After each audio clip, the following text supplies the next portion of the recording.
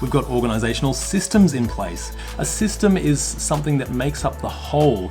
It encompasses things like the culture and its governance frameworks that they have in place, organizational structure types, which we'll go into in a little bit more detail, management elements that are already in place. And there are a few things that influence this, which we go into next in the PMBOK guide, which I think are absolutely fantastic. So the first are governance frameworks. So what are the rules that we have in place? We might have rules, policies, procedures, norms, even just cultural norms that are accepted within an organization. Existing relationships, very important. Sometimes, Billy might have an existing relationship with Jane and he can say, hey Jane, could you just do this for me? I know it usually takes 4 weeks, but maybe you could do it for me this time. And that will happen if they have a really great existing relationship within the organization. You might have existing systems, processes, and all of these apply to programs, projects, and portfolios, which we looked at before, but lots of projects will make up one program, and then multiple programs will make up one portfolio. So that's just how that works. So management has a very specific role in organizational systems, in the system of an organization and how it works on a daily basis. Responsibilities, discipline of action, how much action actually gets done and what happens if it's not done. Unity of direction, unity of command.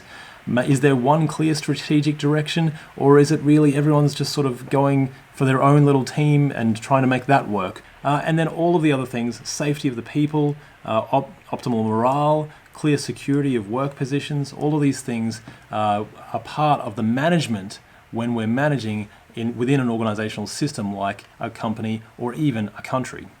But within a company itself, there are certain influences on these organizational structures and systems. So it starts at the bottom here, where the influence of the project management is very low.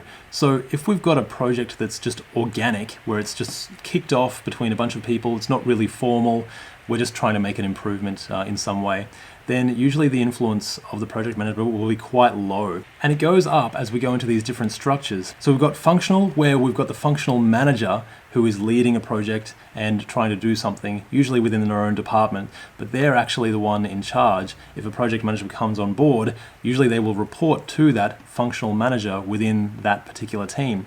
And it goes all the way up to virtual hybrid teams, matrix, weak, balanced, and strong. The organizational structures and the influence here, if you've got a weak matrix, you've still got low influence. Balanced is where you've got a balanced influence, usually between the business and the project manager or the project management office.